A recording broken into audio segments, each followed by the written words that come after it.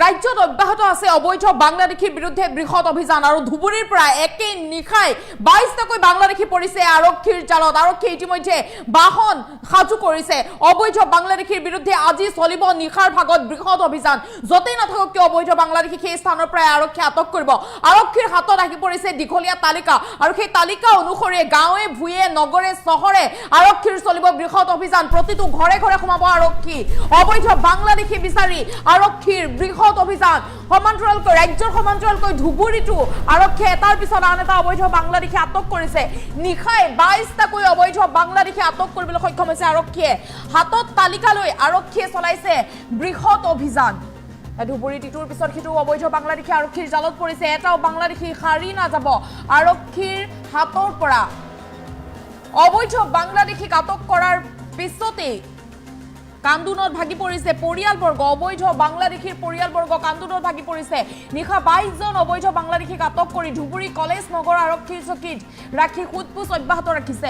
অবৈধ বাংলাদেশী আটক কৰাৰ পিছতে থানা চৌহদত আত্মীয়ৰ হাহাকাৰ অৱস্থা। কান্দোনত ভাগি পৰিছে আত্মীয় পৰিয়াল, সকলো কান্দোনত ভাগি পৰিছে যে বাংলাদেশী কেনেদৰে হ'ল। যদি বাকী কেইজন ভাৰতীয় হ'ল তেন্তে এজন কেনেদৰে বাংলাদেশী হ'ল। কান্দোনত ভাগি পৰিছে এতিয়া পৰিয়ালবৰ্গ। আৰু আজি নিশাৰ ভাগত চলিব আৰক্ষীৰ বৃহৎ অভিযান। আৰক্ষীয়ে ইতিমধ্যে যিহেতু তালিকা প্ৰস্তুত কৰিছে, তালিকা লৈ আৰক্ষী সাজু হৈছে। আৰক্ষীৰ কেইবাখনো বাহন থানাই থানাই আৰক্ষীৰ কেইবাখনো বাহন সাজু কৰি তোলা হৈছে। অবৈধ বাংলাদেশী এটাও সাৰি যাব নোৱাৰিব। যতেই নাথাকক কিয় অবৈধ বাংলাদেশী সেই স্থানৰ পৰা আটক কৰা হ'ব। পুনৰ 22টাকৈ অবৈধ বাংলাদেশী আৰক্ষীৰ জালত পৰিছে। ধুবুৰীৰ পৰাই একেদিনাই আৰক্ষীৰ জালত পৰিছে 22টাকৈ বাংলাদেশী। আৰু বাংলাদেশী অবৈধ বাংলাদেশী আটক কৰাৰ পিছতেই পৰিয়ালবৰ্গ কান্দোনত ভাগি পৰিছে, আত্মীয় কান্দোনত ভাগি পৰিছে। থানাত চৌহদত ভিৰ কৰিছে এতিয়া আত্মীয়ই যে অবৈধ বাংলাদেশী কেনেদৰে হ'ল। যদি আধাৰ কাৰ্ড আছে, পেন কাৰ্ড আছে, NRCৰ নাম আছে, তেন্তে অবৈধ বাংলাদেশী কেনেদৰে হ'ল, বাংলাদেশী ক'ৰ পৰা হ'ল, এতিয়া প্ৰশ্ন উত্থাপন কৰিছে আত্মীয়ই। কান্দোনত ভাগি পৰিছে আত্মীয়। ধুবুৰীত এতিয়া ইটোৰ পিছত সিটো অবৈধ বাংলাদেশী আৰক্ষীৰ জালত পৰিছে। নিশাই 22টাকৈ অবৈধ বাংলাদেশী আৰক্ষীৰ জালত পৰিছে। আৰক্ষীয়ে হাতত দীঘলীয়া তালিকা লৈ বৃহৎ অভিযান চলাইছে। এটাও বাংলাদেশী সাৰি নাযাব আৰক্ষীৰ হাতৰ পৰা। নিশাৰ ভাগত চলিব আজি নিশা অবৈধ বাংলাদেশীৰ বিৰুদ্ধে চলিব বৃহৎ অভিযান। এটাও অবৈধ বাংলাদেশী সাৰি যাব নোৱাৰিব, কতো লুকাই সাৰিব নোৱাৰিব। প্ৰতিখন গাঁৱে ভূঞে নগৰে চহৰে প্ৰতিটো অঞ্চলে অঞ্চলে চলিব আৰক্ষীৰ বৃহৎ অভিযান। কতো এটাও সাৰি যাবলৈ দিয়া নহ'ব, কতো লুকাই সাৰিব নোৱাৰিব অবৈধ বাংলাদেশী। আৰু এই পৰ্যন্ত ধুবুৰীৰ পৰাই এটা দিনতে 22টাকৈ অবৈধ বাংলাদেশী আৰক্ষীৰ জালত পৰিছে। আৰু অবৈধ বাংলাদেশী আটক কৰাৰ পিছতে পৰিয়ালবৰ্গ কান্দোনত ভাগি পৰিছে যে অবৈধ বাংলাদেশী কেনেদৰে হ'ল। NRCত নাম আছে, আধাৰ আছে, ভোটাৰ ID আছে, তাৰপিছত অবৈধ বাংলাদেশী কেনেদৰে হ'ল। পৰিয়ালৰ বাকী কেইজন যদি ভাৰতীয় হয় তেন্তে এজন বা দুজন কেনেকৈ বাংলাদেশী হ'ল, প্ৰশ্ন উত্থাপন কৰিছে এতিয়া আৰক্ষীক। এতিয়া প্ৰতিখন থানাৰ চৌহদে চৌহদে ভিৰ কৰিছে অবৈধ বাংলাদেশীৰ পৰিয়ালবৰ্গ। কান্দোনত ভাগি পৰিছে পৰিয়ালবৰ্গ, যিহেতু আজি নিশালৈ চলিব অভিযান। আৰক্ষীৰ বৃহৎ অভিযান চলিব আজি নিশালৈ। এটাও সাৰি যাব নোৱাৰিব অবৈধ বাংলাদেশী। য'তেই লুকাই নাথাকক কিয় সেই স্থানৰ পৰাই আৰক্ষীয়ে আটক কৰিব অবৈধ বাংলাদেশী। অবৈধ বাংলাদেশীৰ বিৰুদ্ধে ৰাজ্যত চলিছে বৃহৎ অভিযান। সমান্তৰালকৈ ধুবুৰীতো এটা দিনতে 22টাকৈ অবৈধ বাংলাদেশী আৰক্ষীৰ জালত পৰিছে। ইতিমধ্যে আৰক্ষীৰ হাতত আহি পৰিছে দীঘলীয়া তালিকা, বৃহৎ তালিকা আৰক্ষীয়ে পাইছে। সেই তালিকা অনুসৰি আৰক্ষীয়ে চহৰে নগৰে গাঁৱে ভূঞে সকলোতে চলাব তালাচী। য'তেই নাথাকক কিয় অবৈধ বাংলাদেশী সেই স্থানৰ আটক কৰা হ'ব। কতো লুকাই পলাই সাৰিব নোৱাৰিব অবৈধ বাংলাদেশী। এই অবৈধ বাংলাদেশীৰ বিৰুদ্ধে ৰাজ্যত চলিছে বৃহৎ অভিযান। ইতিমধ্যে আৰক্ষীৰ বাহন সাজু কৰি তোলা হৈছে। কতো লুকাই পলাই সাৰিব নোৱাৰিব অবৈধ বাংলাদেশী। য'তেই নাথাকক কিয় সেই স্থানৰ পৰাই আটক কৰা হ'ব অবৈধ বাংলাদেশীক।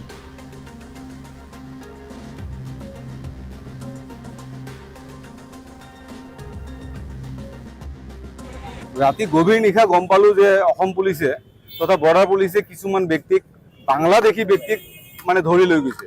পিছত আমি গম পালো যে অসম পুলিচে যিটো কাম কৰিছে সঁচাকে গৰিহণাৰ যোগ্য আৰু ধিক্কাৰ দিব লাগিব। কাৰণ মই যিজন মানুহৰ হৈ ইয়াত উপস্থিত হৈছোঁ, মোৰ নেইবাৰ হয়। মানুহজনৰ নাম হৈছে আবু বকৰ ছিদ্দিক। আৰু মানুহজন অনাৰেবল গুৱাহাটী হাইকোৰ্টৰ পৰা অৰ্ডাৰ লৈ আহিছে। আৰু অনাৰেবল হাইকোৰ্টে স্পেচিফিক অৰ্ডাৰ দিছে যে the petitioner shall not be detained. The petitioner shall not be detained and deported. Specific কৈছে যে অনাৰেবল গুৱাহাটী হাইকোৰ্টে স্পেচিফিক ভাৱে কৈছে যে petitioner shall not be detain and shall not be deported.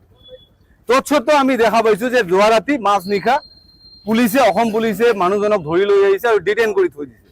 ইয়াতকে দুৰ্ভাগ্যজনক কথা আৰু কি হ'ব পাৰে? সাধাৰণ জনতাৰ কোনো সিকিউৰিটি নাই, সাধাৰণ মানুহৰ কোনো সিকিউৰিটি নাই। অনাৰেবল গুৱাহাটী হাইকোৰ্টৰ অৰ্ডাৰ থকা সত্ত্বেও অসম পুলিচে এনেকে মানুহক উঠাই লৈ আহি আতংকময় পৰিৱেশৰ সৃষ্টি কৰিছে। ক'ত আইন, ক'ত অনাৰেবল গুৱাহাটী হাইকোৰ্টেও মানা নাই, আইন মনাই নাই অসম পুলিচে। গতিকে আমি দাবী জনাইছো যে এনেকে সাধাৰণ জনতাক যদি এনেকে ধৰি লৈ আহে, অনাৰেবল গুৱাহাটী হাইকোৰ্টৰ অৰ্ডাৰ আছে, অনাৰেবল সুপ্ৰিম কোৰ্টৰ অৰ্ডাৰ আছে যে এনেকে মানুহক মাছ নিশা উঠাই আহিব নোৱাৰে। কিন্তু তৎসত্ত্বেও ডকাইতৰ নিচিনা, চোৰৰ নিচিনা, মাৰ্ডাৰ কেছৰ আসামীৰ নিচিনাকে এনেকে মানুহক উঠাই লৈ আহিছে, ইলিগেলি আনলফুলি এনেকে উঠাই লৈ আহিছে। গতিকে আমি ধিক্কাৰ দিছো, গৰিহণা দিছো যে অসম পুলিচে এটলিষ্ট মানুহখিনিক উঠোৱাৰ আগতে এটলিষ্ট লোকেল পুলিচৰ থ্ৰুৱেদি ভেৰিফাই কৰিব লাগিছিল যে মানুহখিনিৰ হাতত কিবা ডকুমেণ্ট আছে নেকি।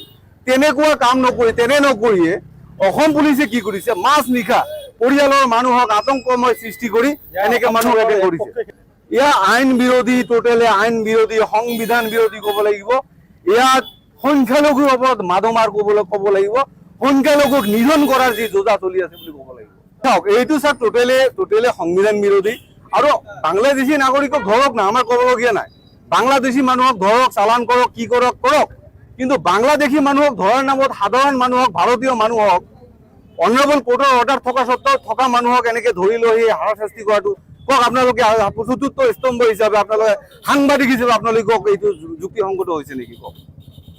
গতিকে আমি সাধাৰণ জনতাৰ হৈ মই কথা কৈছো যে এই বিজেপি চৰকাৰৰ এটা সংখ্যালঘু নিধনৰ এটা যোজা চলিছে আৰু সংখ্যালঘু মানুহক হাৰাশাস্তি কৰাৰ এটা যোজা চলিছে।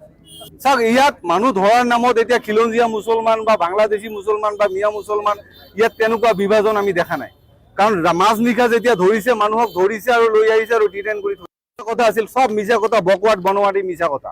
কাৰণ এতিয়ালৈকে বিজেপিৰ দুটা টাৰ্ম যোৱালৈকে এতিয়ালৈকে আমি দেখা পোৱা নাই যে অসম চৰকাৰে যে খিলঞ্জীয়া মুছলমানৰ কাৰণে কিবা ছেপাৰেট কিবা হেৰি কৰিছে, তেনেকুৱা আমি দেখা নাই। খিলঞ্জীয়া মুছলমান মানুহকো যোৱা ৰাতি এনেকে উঠাই লৈ আহি ডিটেইন কৰি থৈ দিছে। গতিকে অসম চৰকাৰে এই ক্ষেত্ৰত ভাল কাম কৰা নাই আৰু ইয়াত টোটালি ক'ব লাগিব এইটো মানে সমাজ বিৰোধী, আইন বিৰোধী, সংবিধান বিৰোধী বুলি ক'ব লাগিব। ৰাতি গভীৰ নিশা গম পালো যে অসম পুলিচে তথা বৰ্ডাৰ পুলিচে কিছুমান ব্যক্তিক, বাংলাদেশী ব্যক্তিক মানে ধৰি লৈ গৈছে। পিছত আমি গম পালো যে অসম পুলিচে যিটো কাম কৰিছে সঁচাকে গৰিহণাৰ যোগ্য আৰু ধিক্কাৰ দিব লাগিব। কাৰণ মই যিজন মানুহৰ হৈ ইয়াত উপস্থিত হৈছো, মোৰ নেইবাৰ হয়। মানুহজনৰ নাম হৈছে আবু বকৰ ছিদ্দিক আৰু মানুহজন অনাৰেবল গুৱাহাটী হাইকোৰ্টৰ পৰা অৰ্ডাৰ লৈ আহিছে আৰু অনাৰেবল হাইকোৰ্টে স্পেচিফিক অৰ্ডাৰ দিছে যে the petitioner shall not be detained, the petitioner shall not be detained and deported. Specific কৈছে যে অনাৰেবল গুৱাহাটী হাইকোৰ্টে স্পেচিফিকভাৱে কৈছে যে petitioner shall not be detained and shall not be deported. তৎসত্ত্বেও আমি দেখা পাইছো যে যোৱা ৰাতি মাছ নিশা অসম পুলিচে মানুহজনক ধৰি লৈ আহিছে আৰু ডিটেইন কৰি থৈ দিছে। ইয়াতকে দুৰ্ভাগ্যজনক কথা আৰু কি হ'ব পাৰে? সাধাৰণ জনতাৰ কোনো সিকিউৰিটি নাই, সাধাৰণ মানুহৰ কোনো সিকিউৰিটি নাই। অনাৰেবল গুৱাহাটী হাইকোৰ্টৰ অৰ্ডাৰ থকা সত্ত্বেও অসম পুলিচে এনেকে মানুহক উঠাই লৈ আহি আতংকময় পৰিৱেশৰ সৃষ্টি কৰিছে। ক'ত আইন, ক'ত অনাৰেবল গুৱাহাটী হাইকোৰ্টেও মানা নাই, আইন মনাই নাই অসম পুলিচে।